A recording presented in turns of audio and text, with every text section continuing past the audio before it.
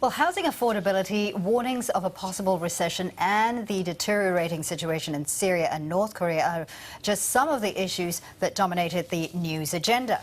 Yeah, for more on this and other stories of the week, we're joined by Liberal MP Jason Falinski and Greens Senator for New South Wales Lee Rhiannon. Welcome to both of you. Thank you. Let's start with the situation in North Korea and also, of course, Syria and Afghanistan regarding Donald Trump's moves and perhaps his next move. Lee, how concerned are you about that escalating situation on the Korean Peninsula? Oh, enormously concerned. Overnight, the Chinese Foreign Minister has talked about the situation as precarious, said that they could be very close to a conflict. And let's remember, a conflict could be nuclear. But we need to bring the US into the equation as well as North Korea. We are dealing with a rogue state that's got nuclear weapons, but also the United States has 1,800 deployed nuclear weapons. And President Trump, an unreliable, unpredictable president, has the launch code for those 1,800 weapons. So we need to be dealing with this in a non-violent, non-military way. And really today the Prime Minister, the Leader of the Opposition, should be calling on, saying that there needs to be a non-military solution here. There's UN sanctions. There are other ways of dealing with it. We need to be de-escalating it rather than contributing it and assisting President Trump to up the ante.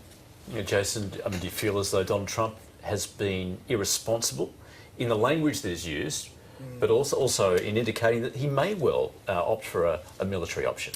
Well, Andrew, the 1990s taught us a clear and incontrovertible lesson that rogue regimes allowed to go on unchecked and unchallenged ultimately threaten global peace and security. Australia will work with our allies in the area, in the region, being South Korea and Japan, and the United States, to bring this situation under control. The fact of the matter is that, as Christopher Pine has said, this is a dangerous and uncertain situation that we have. The best solution to this is diplomatic, as Lee has pointed out, and China needs to do more to help the global community bring that diplomatic solution to coming about. At the same time, though, Jason, I mean, we just had a guest in, Leonid Petrov, who basically painted this horrible picture of, this will all come to a particular head. And China will, perhaps, at some point, actually have to defend North Korea as well. Australia is trying to, shall we say, partner up with China in terms of business, economy, and whatever. At the same time, politically, we are partners with the US. At some point, Australia is going to have to pick a side. Yeah, so the side that we have picked for 7 decades now is a global regime of international laws. North Korea is operating outside that global regime of international laws. It is important for global peace and security that they are brought back into that system.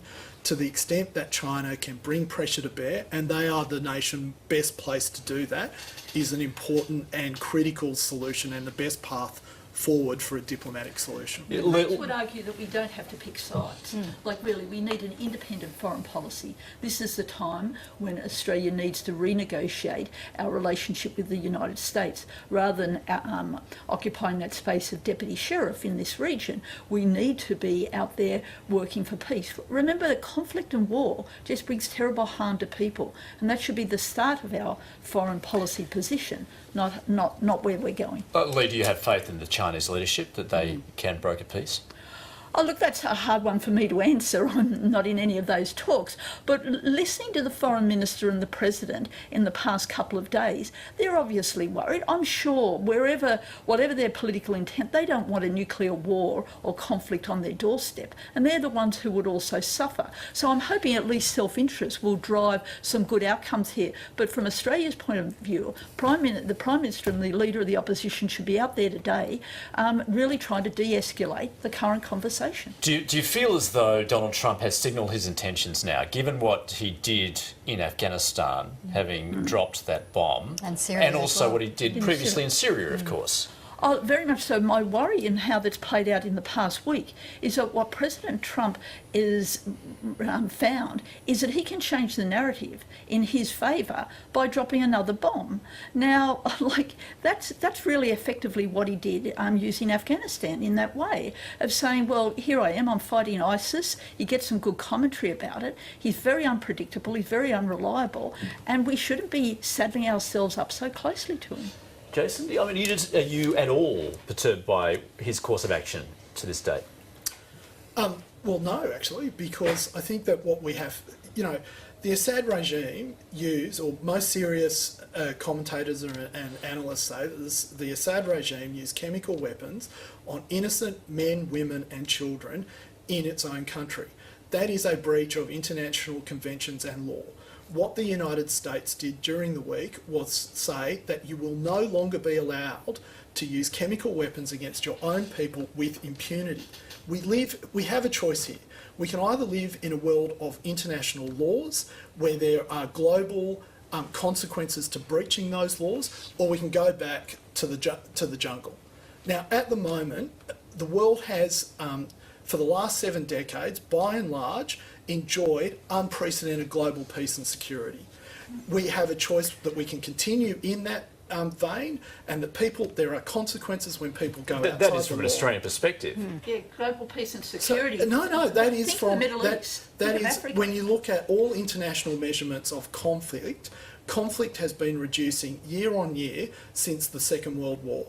That is because we have, at this point in time, a global regime of laws, and we insist that people operate within those laws. Yeah, what I'm saying is... the Greens and Lee opposed the second Iraq War because it was done without the authority of the United Nations. But what we are doing at the moment is we are making sure that these regimes understand that you cannot use chemical weapons on civilians without there being consequences. What I'm saying is people in Syria, in Iraq, in Afghanistan, in Libya, you can't say that they are living in an era of peace. No, of course not. But that's been brought about because the international regime of laws that we have were not applied in those areas, and these situations have been allowed to get out of control. Let's come back home, shall we? Because there are also pressing problems for Australians. I think home is the imperative word, really. Well, I mean, certainly Australians will be worried about that developing situation, certainly as far as North Korea, given that it is close to our neighbourhood. We are within range. If the North Koreans have an ICBM, we are within striking distance of the North Korean regime. And what you need to bring into that equation, Jason, is that North Korea and China are in range of US nuclear weapons. And that's why I said that we need to bring that into the equation. Your government last year participated with the US in walking out of UN talks to eliminate nuclear weapons. That's the direction that we should be taking. That's a responsible position. That's why we've got to bring these two things. Yeah, I mean, they seem crazy in North Korea, I grant that, from the haircut right across to how they use nuclear weapons. But seriously, this has to be, they are feeling under threat. We need to deal with that threat. Nuclear weapons are terrible for the world. Let's get rid of them, and your government's not trying to do that. Lee, there is a non-proliferation treaty. There is a global non-proliferation treaty.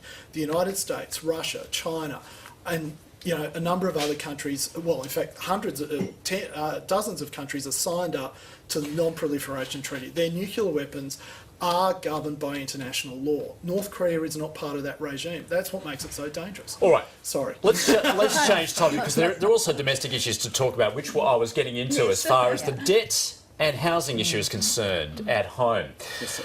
Lee, we had this report from the RBA warning that perhaps 1 in 3 people holding a mortgage are in danger of defaulting, certainly should interest rates rise, for instance. How much of a concern is that for you? Oh, considerable. More and more, it looks as though that we could be heading to an economic crisis. When they talk about a housing bubble, sounds gentle, but it's very serious.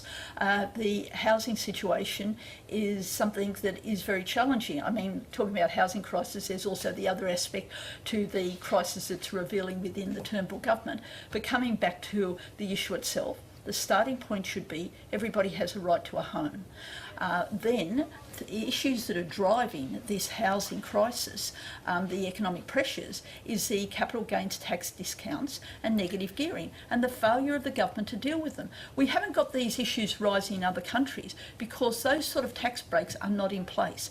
A responsible government committed to Homes for All would be working on getting rid of those two tax breaks that benefit investors, not people who are trying to buy a home. But it's even if you can afford a home and you are saddled with debt.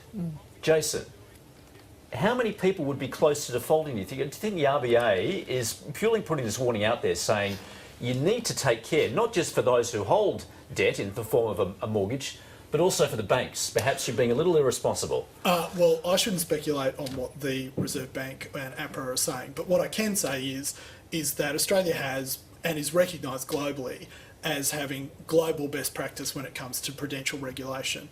And one of the reasons for that is that our regulators consistently have headed off issues before they become problems. So what they did during the week, what APRA's done during the week, is say to lending institutions, that's it, the growth in interest-only loans to investors in certain markets needs to stop. And that is stopping stopping the issue while it's still an issue before it becomes a problem. What about in your own electorate? Are you concerned, should interest rates rise, which they will eventually, that many of the people in your electorate may default? Well, that's a good... the answer is I don't know, because I don't have access to the data that the Reserve Bank has in my own electorate. But what I can say is that the Reserve Bank is recognised globally as being one of the best setters of monetary policy anywhere in the world. And when you listen to people like Philip Lowe, Glenn Stevens, etc., Ian Macfarlane before him, they were seen as undertaking definite different routes in monetary policy to what, you know, the Fed did in the United States at the time. All right, just quickly, Lee, do you think we should be waiting for the budget for some solution? You're not holding your breath. No, not holding our breath. But I think what's really relevant here is like the proxy war that's going on within the Liberal Party that could well cripple getting any responsible position on housing. Like Homes for All is possible. They can do it in many European countries. They don't have a housing crisis. We need to change how we approach this.